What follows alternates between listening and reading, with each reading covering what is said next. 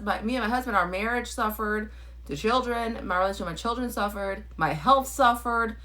All the things suffered because I was wrapped up in hustle culture.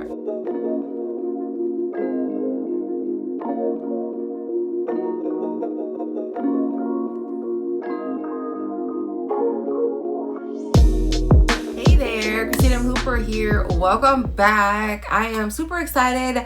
Today is Friday.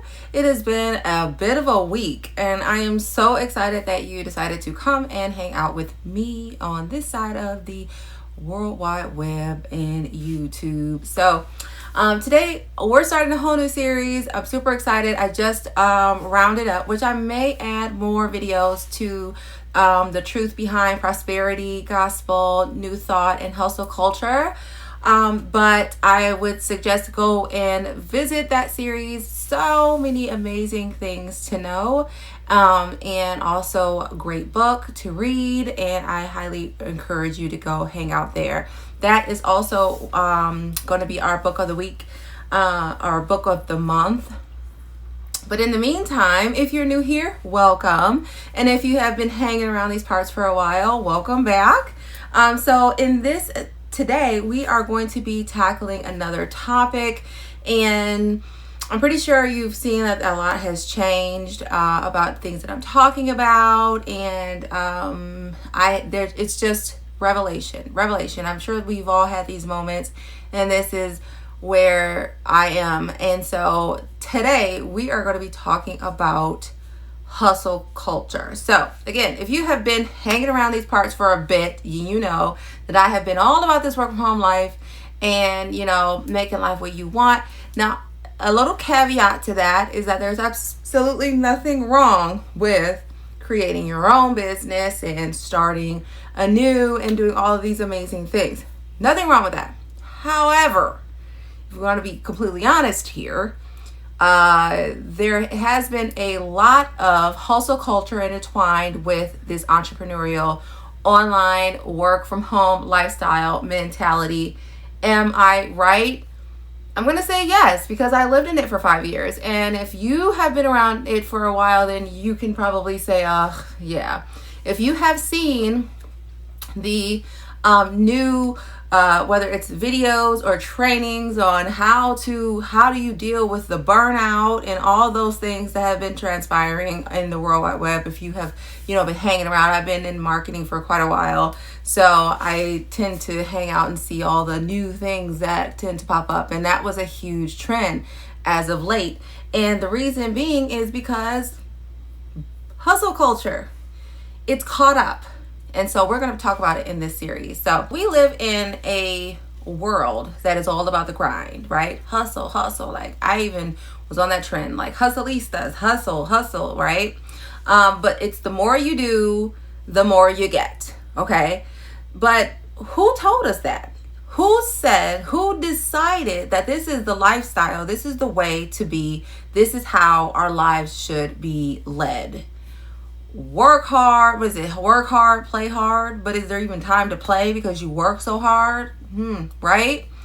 Well, let's talk about why this is so important, okay? So hustle culture has become the norm. It has become the norm, especially in business and entrepreneurship. So not only is there burnout, but you also sacrifice your relationships, okay? You sacrifice your relationships, you neglect your faith. And then here's the big question. Is hustle culture actually good for us? Or is it just another toxic system we've been conditioned to accept? Is it? Because I was actually just listening to a sermon this morning, which I like to get on the treadmill and listen to a sermon in the morning, because it's my way of morning. It sets the tone for my morning. And that was one of the things. It was like, as Christians, we're supposed to be what? We're supposed to have joy and peace and happiness, right? And suffer well, and how are we doing all those things if we're spending so much time working and there's no time for anything else? We barely even keep up with Sabbath, right? And how are we to do these things and be joyful if we're so burnt out? Like I can tell you from my own personal experience, okay, my husband, me and my husband, our marriage suffered, the children, my relationship with my children suffered, my health suffered, all the things suffered because I was wrapped up in hustle culture. And then the excuse is, oh, this is only for a little while until I reach this goal to this point. And does it ever really come? Or it comes and then it's not enough. It's like it's on to the next thing. Like it's like, okay, this is great, but I need more. I need more, right? That's the tricky thing when it comes to hustle culture. All right, so hustle culture is the mindset that work is everything and your success is based on how hard you grind. Okay? So everything is wrapped up in what you do, your works. Okay? So us as Christians, we know that it's not about our works, right? And yet, yes, we are supposed to work, but even God is saying, okay, well, yeah, work, but to an extent, right? Don't overexert yourself or to the point of being a slave, whether it's to someone else or to yourself in your own business. And yet that's what we do. I remember working so many hours. I remember working at night, and I would do this not even just in my own business. I was doing that also at working for someone else. I was so burnt out working around the clock. If my phone went off and I was cooking dinner and I had a client on the West Coast, it didn't matter. I was picking up that phone and I was going to handle that business, and it was like, well, you guys are just dinner's going to be late, or it's just got to wait because work is so much more important. Why? Because it's attached to money, right? And so here's some common phrases that reflect this kind of mindset. So you've got no days off, right? Sleep when you're dead. You have the same 24 hours as anyone else, like Beyonce, okay? You just need to work harder, okay? So we look at those and it's like, okay, especially the 24-hour one, it's like, we all have the same 24 hours. Like, do we though? Do we? I don't know. I beg to differ. I mean, we're not all the same, I've been battling with medical conditions since I was 18 years old. Do you think I have the same schedule as someone else who does not have those experiences? Or whether having children, not having children, it's like, you look at these examples of celebrities, they have full teams helping them out. Even they need help to get through the 24 hours that they have set for themselves. Even they burn out. I don't think that they make for really good examples when it comes to this area, right? So productivity equals worth when it comes to hustle culture. It's like, if you're not productive, then what value are you? And we take it upon ourselves as entrepreneurs. We look at it within ourselves, like, okay, like if you're not productive, what value are you? And then you take that into your own personal self and you think about that. I can tell you, uncomfortably sitting doing nothing. I don't know too many people that are like that, but that's me. Like I was one of those people that if I sat too long doing nothing, I felt like it was unnatural. Like there's just something wrong with that. Just sitting in silence and just being, or just sitting and, it's because of the obsession, being that workaholic, And then success is earned through grind, not grace. So that means that everything that you want to attain in life, whether it's, the future that you see for yourself, like those vision boards, right, is wrapped up in what you can do. So now you see how we're starting to get to a trend here. It's all on you. You're literally putting the weight of the world on your shoulders. You're putting your whole future on your shoulders. You're putting your family and everything it's all weighing on you at this point now. And now you have to carry that and grind. Like I think about like how they have the they have the oxen and they're like pulling like the tractors or something like that, you know, and they're just constant, they're just digging it around. And so you literally put all of this on, and then you're just grinding nonstop, no break. Is that what we were built for? Like, how did this come to be? Like, literally, how did this come to be? Okay, so then rest equals weakness. Another key belief in hustle culture. And then if you're not successful, you're just not working hard enough. Isn't that a popular one?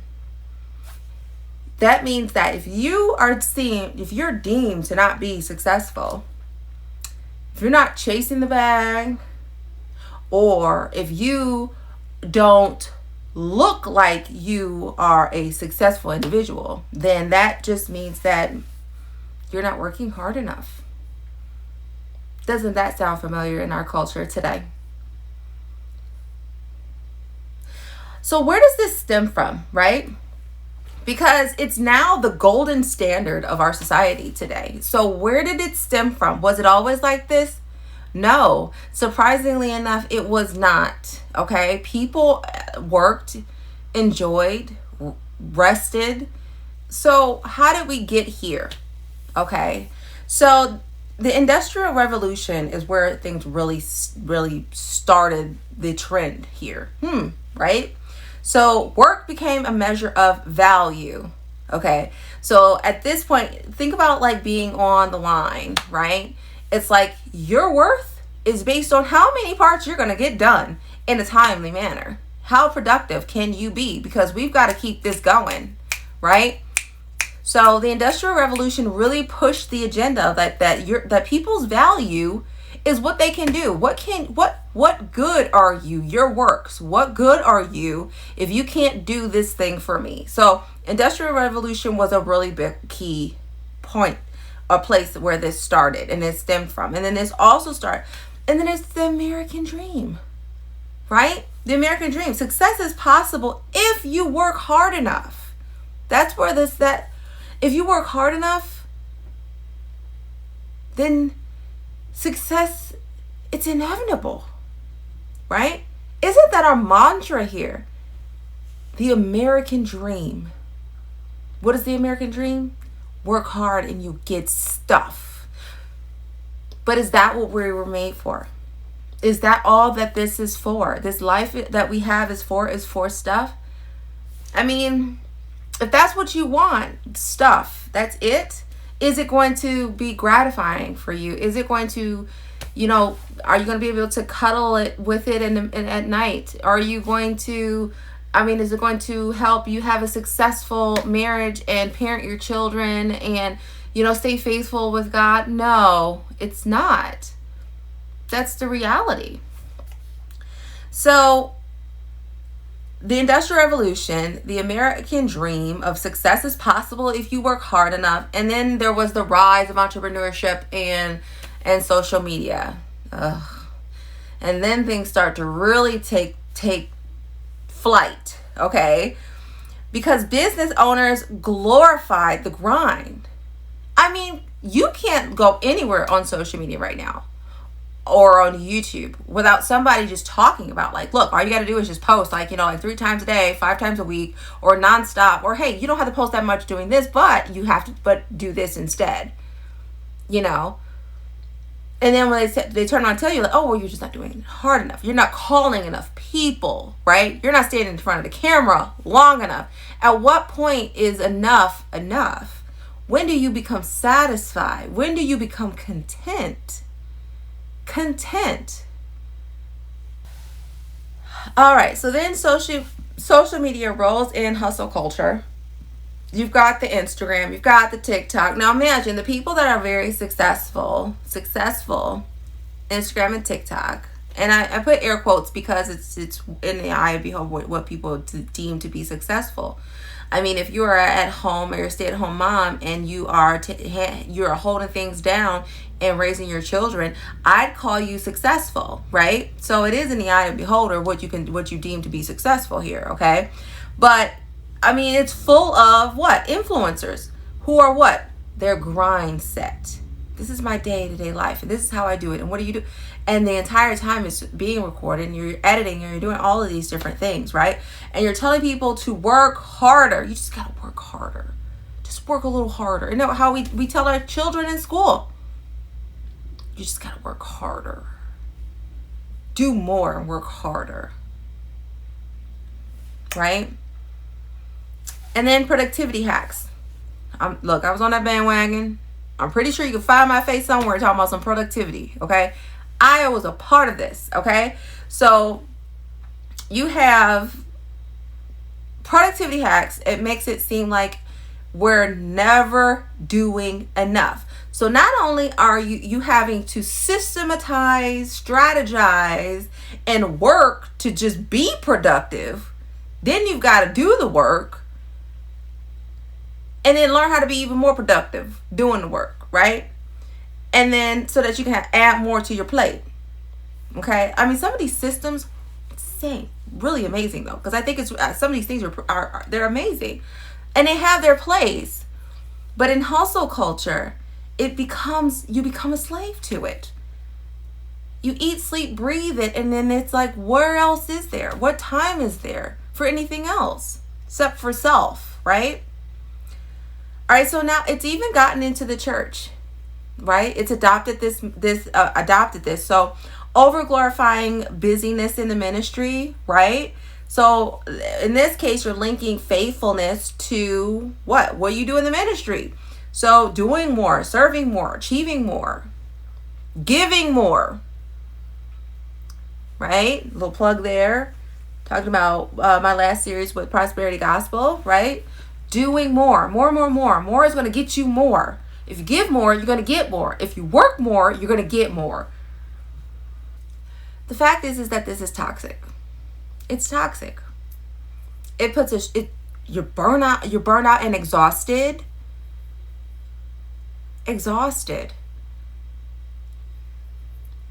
Bedridden, working to the bone, day in and day out. For what? That was me. Puts a strain on your relationships. So people sacrifice family, friendships, and even their faith for success. I mean, come on, you guys. I am like poster child for this. Poster child. Like, how could you do all of these things? Because something was sacrificed. And I'm pretty sure that if you're a part of this hustle culture, you could probably just tap, one thing around you that's like, yep, that was neglected. This was sacrificed for the American dream, my dream of success and wealth and happiness, of what I deem to be successful, to be happiness. If I just had a little bit more money, I just got to keep working. I'll get there eventually. Doesn't that sound familiar? Isn't that what people do when they are, I don't know, maybe addicted to slot machines? Just a little bit longer. Just gotta try again. But we're like addicted to work, to success. I just gotta work a little harder, just a little bit longer. Just give me another year. The first 5 years a little bit more difficult is when you get to the 7th year. You're really in there when you get to 10. Well, because of it's me, it worked for them that way, but for me, it's going to take me a little bit longer. When is enough? When does enough become enough? Right? But there's other things that are sacrificed. Guilt, shame, like literally your mental capacity. Okay? If you're not successful, you must be lazy or not working hard enough. I'd like to see anyone who is out there working and building their business, and somebody comes and tells you, yeah, in so many words, you're lazy. What? You're only doing 1 video a week? You should be doing 5. What? You're only posting 1 reel a day? You should be doing 6. What? You're not editing, recording, making these videos on the weekends? I stand by one thing that is absolutely still true today. When you start your own business and your own venture and you go out on your own to build something amazing, you get to decide what that looks like. You get to set the rules. You get to set the time. You get to decide. And don't let the excitement and the drive of this hustle culture to get in the way of you finding your peace in whatever you decide to build as entrepreneur. And I just want to encourage you of that.